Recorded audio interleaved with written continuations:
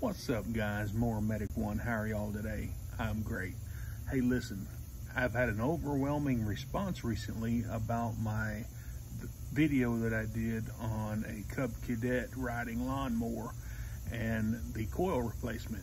Well, that video was cut into two videos. I have a part 1 and a part 2, and for some reason YouTube it's hard to find those two videos so that you can watch them in unison. But if you go to my channel, you can just scroll down. It's several years old, but what I'm gonna do, I'm going to take those two videos and I'm going to put them together into one video for you guys for your viewing enjoyment. Y'all stay tuned and check this out. It's a good video and I highly recommend watching. Y'all have a good one.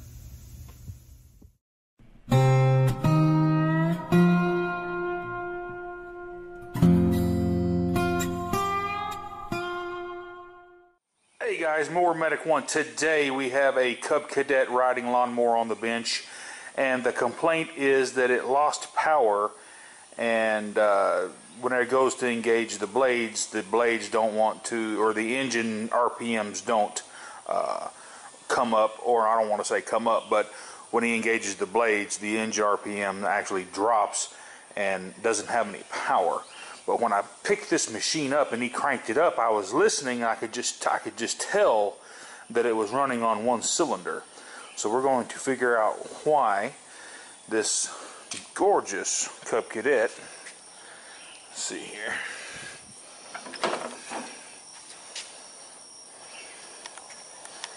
it's got the 21 horsepower Kohler command. I'm going to zoom in here on the model number for you.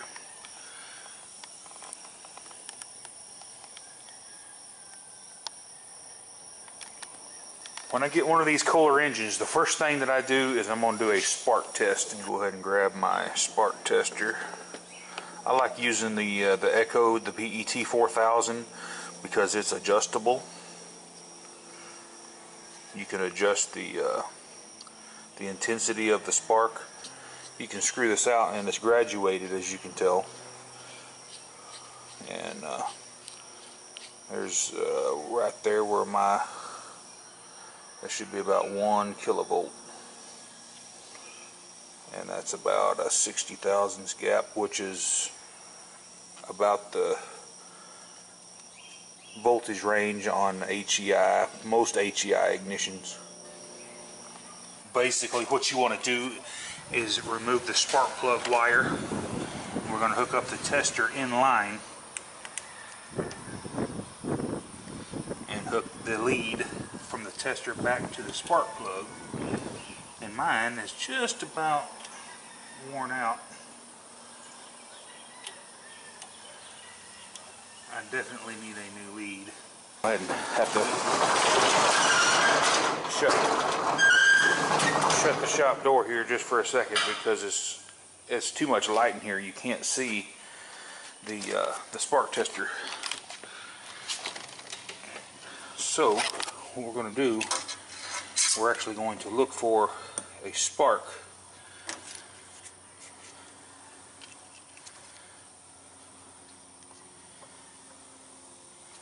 Right here in this window, and I'm going to spin the motor over.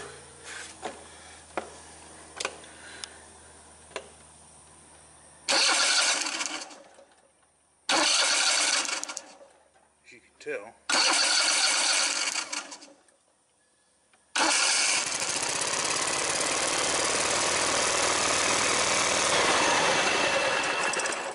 have good spark. Let's move over here to I believe this is cylinder number 1. Whichever cylinder is closest to the flywheel is cylinder number 1. And the way you can tell is you can actually look at the top of the valve cover here, the top of the valve cover here. This one's moved over a little bit closer to the flywheel. So most of the time, like I said, the closest cylinder is cylinder 1. So whenever you're ordering parts and it asks you for cylinder 1 or cylinder 2, that's how you know.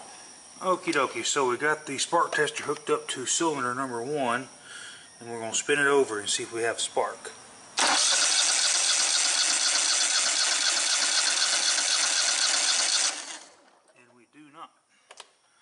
Could this be a bad plug? Maybe. So let's just move it to a good solid ground.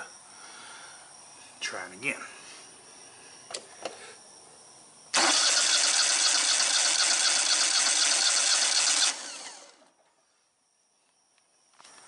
At this point, cylinder number 1 ignition module as bad.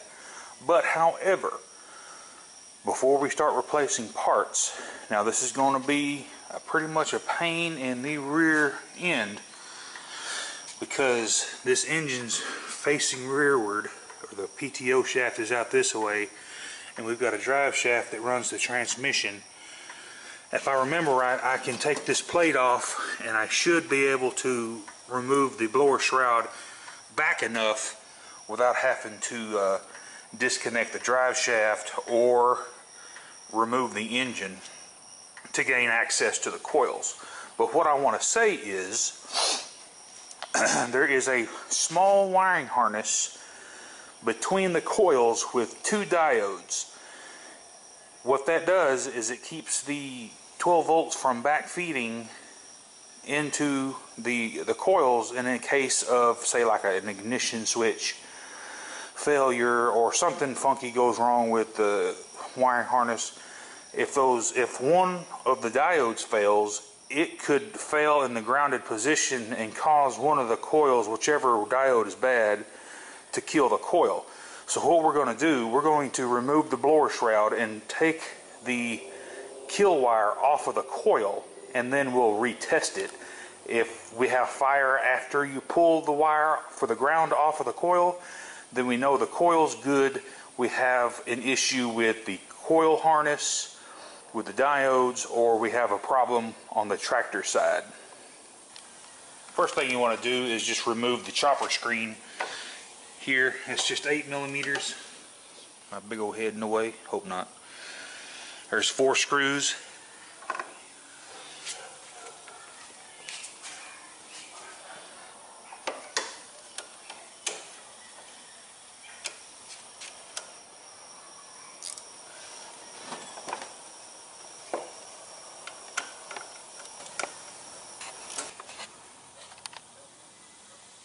Okay, I've got the grass screen off. As you can tell, whoever worked on this before cross-threaded the little ferrule that pushes up into the flywheel fan, and the screw didn't come out. It just pulled the ferrule out, so it's probably going to have a screw and possibly a fan if I can't fix that.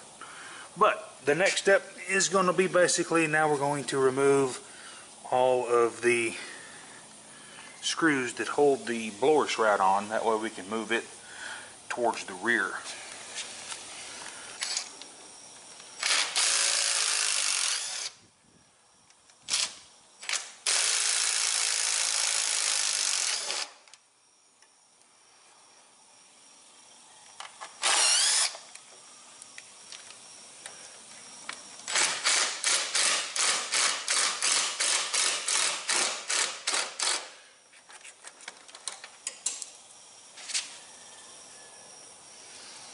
Helps to have a little wobble socket.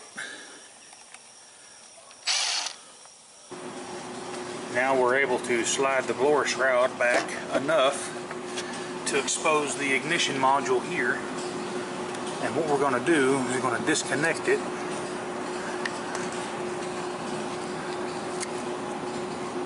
And then we're going to retest it to see if we still have or don't have spark. Just make sure that your fan's not rubbing the shroud when you turn the motor over. So let's go ahead and see.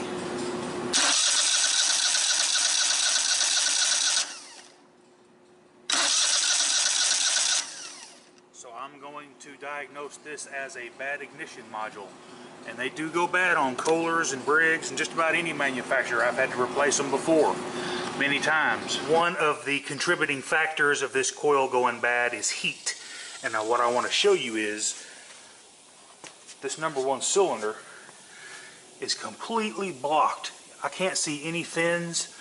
I don't see, it's not oily, it's just dirt. And here around the East Texas area, we mow a lot of sand and dirt, and the number 2 cylinder is not that bad, as you can tell, but that'll all have to be cleaned up real good.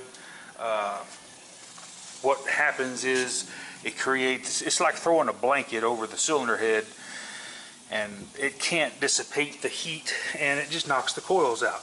So what I did to make sure the cylinder is in good health, no blown head gaskets or no burned valves from it being too hot, I went ahead and did a leak down test, and I want to quickly show you how to perform that test.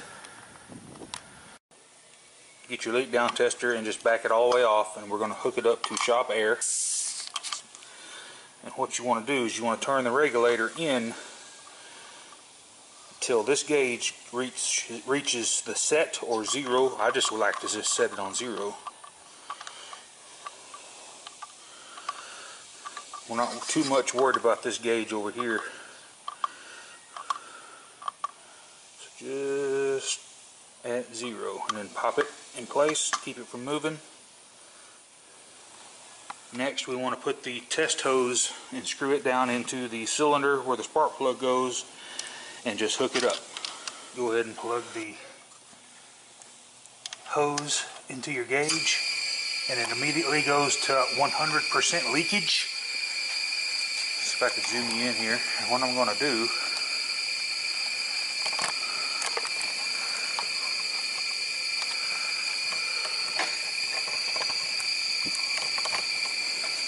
I'm going to take a wrench on the crankshaft and literally turn the engine over.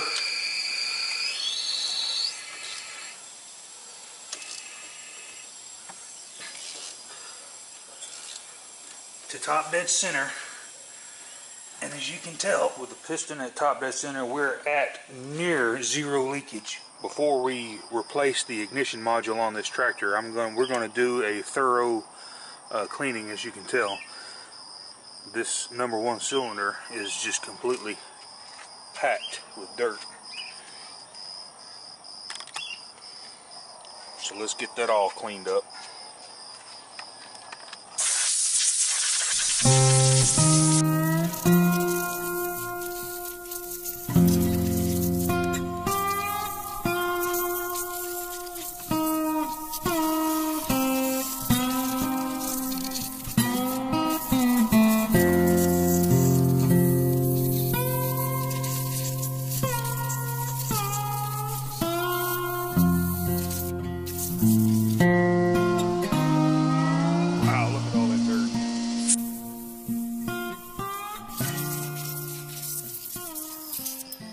Here's the ignition coil mounted here. It's just got 2 screws, and we're going to be utilizing OEM parts on this job. The part number for this particular coil is 24584-45-S, and we'll take a look at it before we put it on. Comes with new mounting screws, and the coil kind of looks like this. Pretty much industry standard 3-leg coils. This one kind of resembles a Tecumseh coil in a way, but like I said, they just mount with 2 screws, one here and one here, and then between this area here and the flywheel you want about a 8 to 10 thousandths air gap, and I'll show you how to do that sort of blindly because I can't get a camera in there. I've got a tool that we can use to set that with besides a business card. One thing that I want to caution you guys about, and if you don't do anything to this job but this right here, the screws that come out are what they call self-tapping, and right in here, when they run these screws in at the factory, they'll get a little bit of aluminum shavings from the coil post will get packed in behind those threads. And what you need to do whenever you go to take these screws out, 9 times out of 10 you're going to get it about a quarter of a way and it's going to stop. And dadgummit, if you go any more, you're going to snap these off. don't do that. If the screw doesn't want to unscrew with light wrench pressure, tighten it back up and then loosen it off. And do that process. You may have to do it 10 times before the screw gets loose. You don't want to strip the threads out in your coil post. If you do that, you'll have to helicoil it, and that's not a fun job. So just be careful when you go, especially if you go in with like if you're doing a short block and you're putting your old coils back on. Order new screws, because these are super hard and they've been stretched, and once these have cut a hole, I don't like to use them again. So just order new screws. Once you get your screws loose, you can just pull the coil out of there. Don't be alarmed when you take your old coil off and it doesn't look exactly like the new one. They have changed the part numbers on these coils so many times.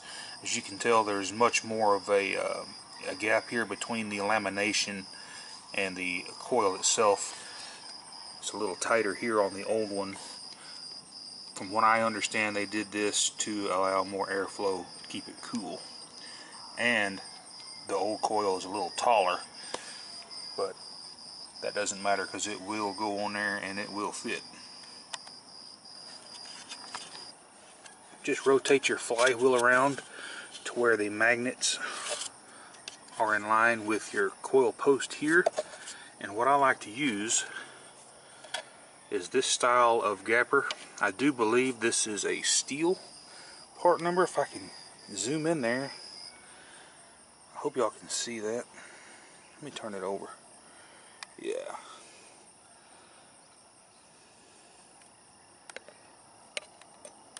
$1127 $890 $6400.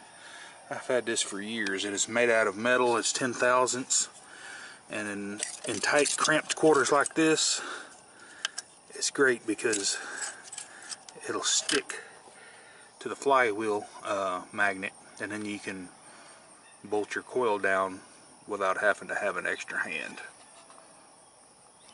Once you have the gapper in place, loosen off your bolts on your coil,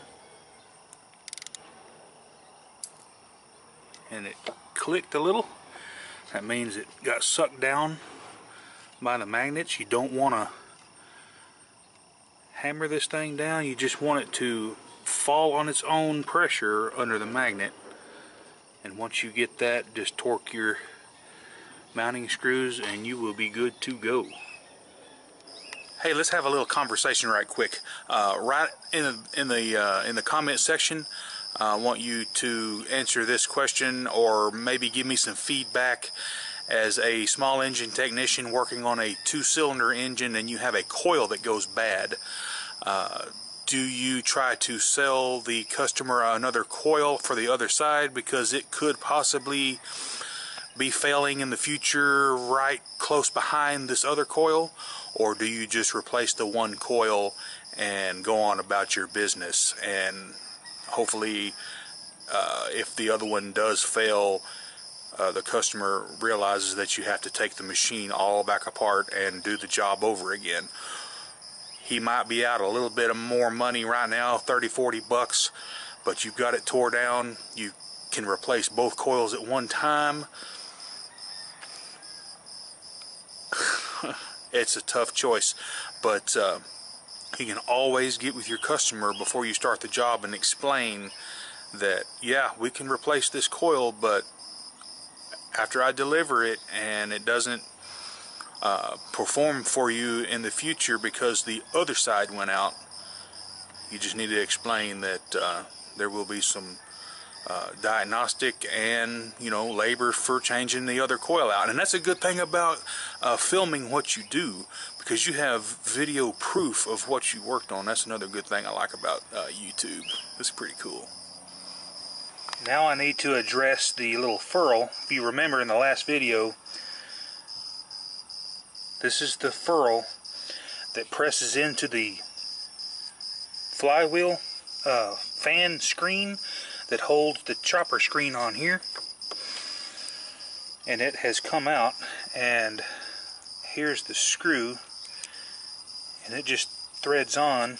But what we're going to do is, see how these things are made? They've kind of got a chevron, focus there please, got kind of a chevron pattern, kind of like a tractor tire, so whenever you press this in, it supposedly stays, but as you can tell, this one pulled out because there was a little burr on the end of the screw, and whenever I went to remove it, it just started turning the whole thing. So I'm going to take a tap, and we're going to go into here and clean these threads, and we're going to clean these threads, and then I'm going to put some epoxy on this and press it back into the flywheel fan. And I've done this 1,000 times and it works great.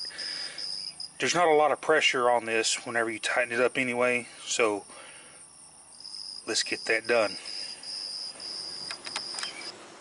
The screw size is going to be 4mm with a 0.07 thread pitch.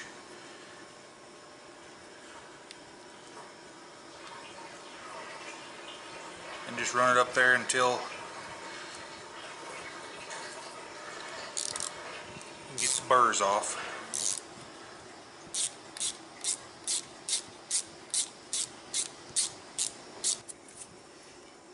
Same thing with the ferrule. Let's just run the tap up there and clean these threads. I can feel it.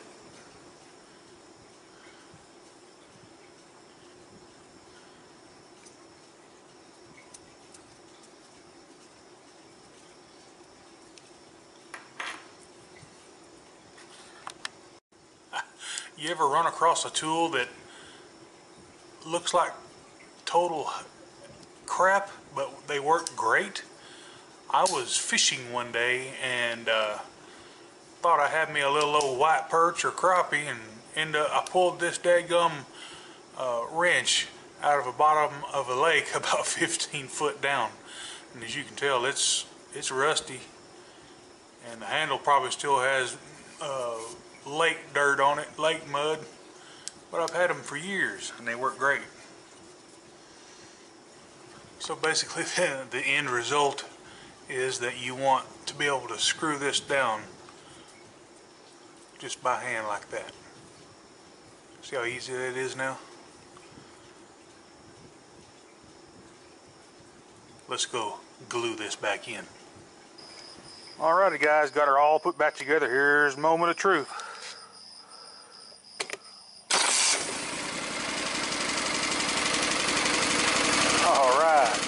Running on both cylinders now. Got a little bit of tappy tap. You know, may need a lifter kit.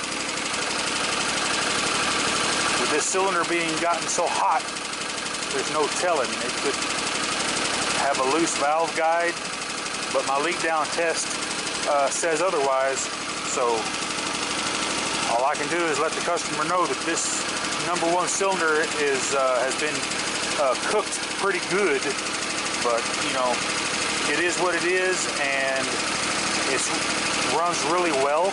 I mowed half my yard with it anyway.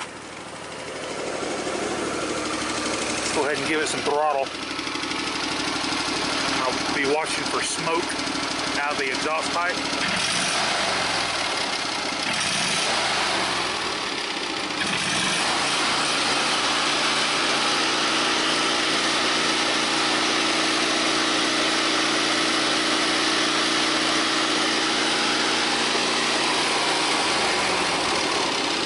Good wide open throttle, good idle.